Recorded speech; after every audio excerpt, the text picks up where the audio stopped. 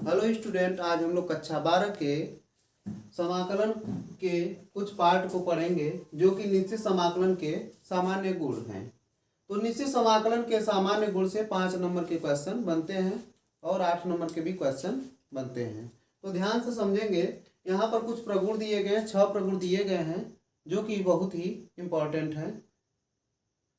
यहाँ पर देखेंगे, पहला क्वेश्चन है, पहला प्रगुण है आपका ए टू बी लिमिट दी गई है f x d x equal to, limit को चेंज करने पर सिंबल चेंज हो जाते हैं, बी टू ए माइनस में हो जाएगा, एफ एक्स हो जाएगा। प्रगुण सेकेंड है, प्रगुण second a to b f x d x, यह क्या हो जाएगा ए टू बी, अगर कोई फंक्शन टी मान करके लगाते हैं तो ये डी टी के सापेक्ष हो जाएगा। अब क्या करते हैं, तीसरा प्रगुण जो है a to b f x d x, तो यहाँ पर ध्यान देंगे ए से c f x plus c से b f x d x, जब क्या है ए लेस है सी ग्रेटर है, सी लेस है बी से।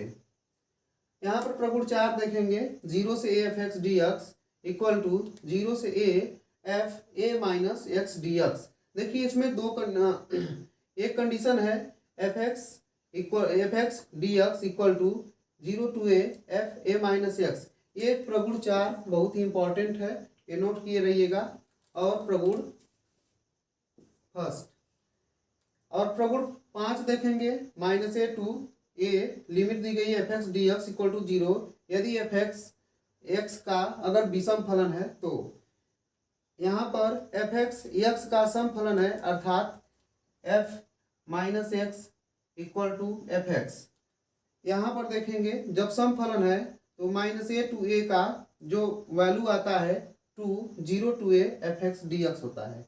6 का है प्रगुण 0 to a f x d x equal to 0 to a f x d x.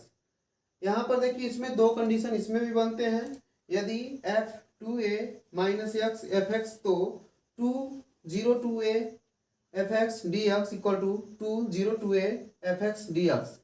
अगर यही विषम फलन के सापेक्ष अगर जा रहा है तो इसका फंक्शन क्या होता है, 0 हो जाता है। तो इसको आप लोग स्क्रीनशॉट ले लें इस फार्मूले को पूरा, और फिर इस पर से हम लोग अगला सवालों के उदाहरणों को हम लोग देखेंगे।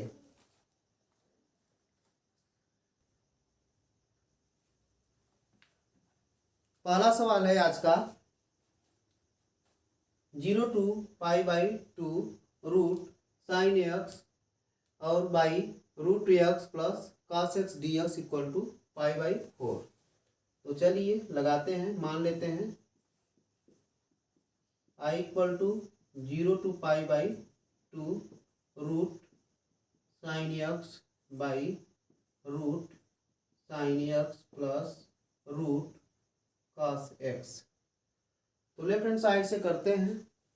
तो अब देखिए प्रगुण 4 इस पर अप्लाई कर दिया जाए, प्रगुण 4।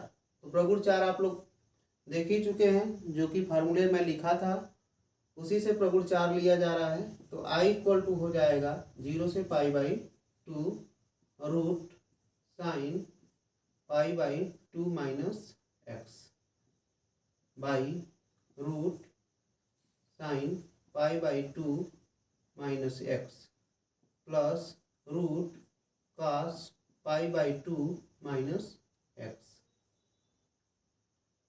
और डी एक्स।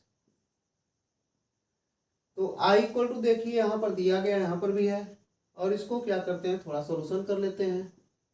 0 से pi by 2 sign pi by 2 minus x जानते हैं कितना होता है, प्रथम चतुर्थांश में है, तो रूट कितना आ जाएगा, कॉस एक्स हो जाएगा। यहाँ पर क्या हो जाएगा, sine pi by 2 minus x cos root cos x हो जाएगा plus root cos pi by 2 minus x sine x हो जाएगा डी एक्स। अब क्या किया जाए, इसको समीकरण 1 कर लिया जाए, इसको समीकरण 2, समीकरण 1 और 2 को जोड़ दिया जाए, समीकरण 1 प्लस 2। तो समीकरण 1 और 2 को जोड़ते हैं तो 2i होगा, 2i इक्वल टू करड़ी में sine x plus limit same है 0 to pi by 2 root sine x plus root cos x by, दोनों का हर सेम है तो इसलिए क्या हो जाएगा, root cos x plus root sine x d x. तो देखते हैं हम लोग, दोनों ऊपर अंश और हर दोनों सेम है इसलिए कट करके एक हो जाएगा। तो 2i इक्वल टू हो जाएगा डिविजन 0/0 से π/2 1 dx। 1 का हम लोग समाकलन करते हैं तो x प्राप्त होता है। तो 2i इक्वल टू 1 का इंटीग्रेशन x लिमिट है 0 से π/2, 2i equal to upper limit minus lower limit π/2 minus 0, 2i, देखिए π/2 माइनस 0 करेंगे तो कितना होगा, π/2। 2 को पक्षांतर करते हैं मल्टीप्लाई हो जाएगा, i equal to π/4, i equal to π/4। देखिए जो कि राइट हैंड साइड के इक्वल है तो राइट हैंड साइड, इसलिए प्रमाण हमारा की तरफ चलते हैं जो है दिया हुआ x sine x 1 plus cos square x dx का मान ज्ञात करना है। तो हम लोग जानते हैं, मान लेते हैं सबसे पहले i इक्वल टू 0 से pi x sine x 1 plus cos square x dx। अब चलिए हम लोग प्रगुण 4 का प्रयोग करते हैं। प्रगुण 4 i इक्वल टू, इसको समीकरण 1 बना लीजिए, 0 से पाई, प्रगुण 4 में हम लोग जानते हैं pi minus x sine x 1 plus cos square pi minus x और dx। i इक्वल टू 0 से pi sine x minus x sine x. यहाँ पर क्या हो जाएगा, देखिए हम यहाँ पर पाई माइनस एक्स रखना भूल गए हैं, जो कि साइन पाई माइनस एक्स होना चाहिए। तो साइन पाई माइनस एक्स करेंगे तो कितना आ जाएगा, साइन एक्स आ जाएगा। तो 1 plus cos square pi minus x, cos में ही रहेगा तो कास स्क्वायर एक्स प्राप्त हो जाएगा dx। तो ये समीकरण 2 प्राप्त हुआ। समीकरण 1 और 2 दोनों को जोड़ लेते हैं।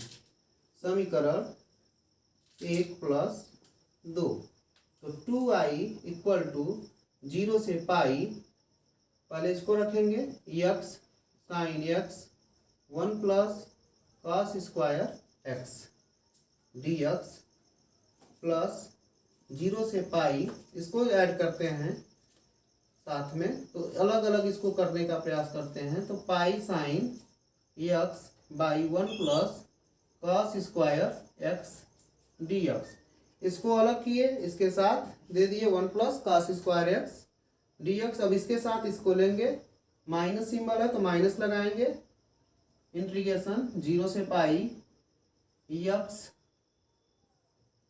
Sign x by 1 plus cos square x dx। देखिए इसमें ये वाला और ये वाला दोनों सेम है, कट जाएंगे। तो 2i इक्वल टू, पाई को बाहर निकाल लेंगे, पाई इंटीग्रेशन 0 टू पाई तो बाहर हो गया, sine x by 1 plus cos square x dx। चलिए cos x equal to t मान लेते हैं। तो मान लेते हैं माना cos x equal to t. तो हम लोग जानते हैं कि एक बार इसका अवकलन करेंगे तो कितना हो जाएगा, minus sine x d x equal to d t, minus sine x d x equal to d t. तो कास एक्स के प्लेस पर टी रखेंगे और लिमिट भी हम लोग चेंज कर लेते हैं। लिमिट जब चेंज करते हैं, 0 रखते हैं तो कास 0 का वैल्यू 1 होता है, तो t इक्वल टू कितना प्राप्त हो गया, 1। जब x इक्वल टू कितना हो, 0 हो, और जब x इक्वल टू पाई रखते हैं, x इक्वल टू पाई रखते हैं, तब t का वैल्यू कितना प्राप्त हो जाएगा। यहाँ से पाई रखेंगे तो cos पाई का वैल्यू रखते हैं तो t इक्वल टू -1 प्राप्त होता है।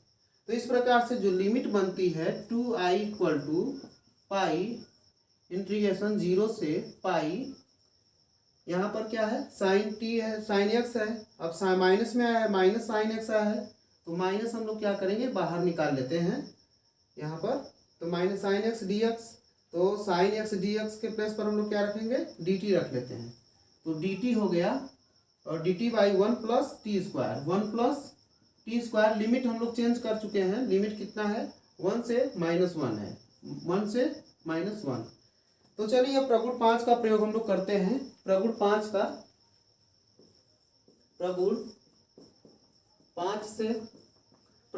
का हम लोग प्रयोग करते हैं। तो 2i इक्वल टू -2 पाई, अब क्या होता है दोनों ऐड होते हैं 0 हो जाएंगे, तो 0 से 1 D T by 1 plus T square. तो प्रगुण 5 का प्रयोग हम लोग कर लिए। तो 2i इक्वल टू -2 पाई, हम लोग जानते हैं 1/1 plus T square tan inverse T का फार्मूला होता है। तो कितना हो जाएगा tan इनवर्स टी 0 to 1।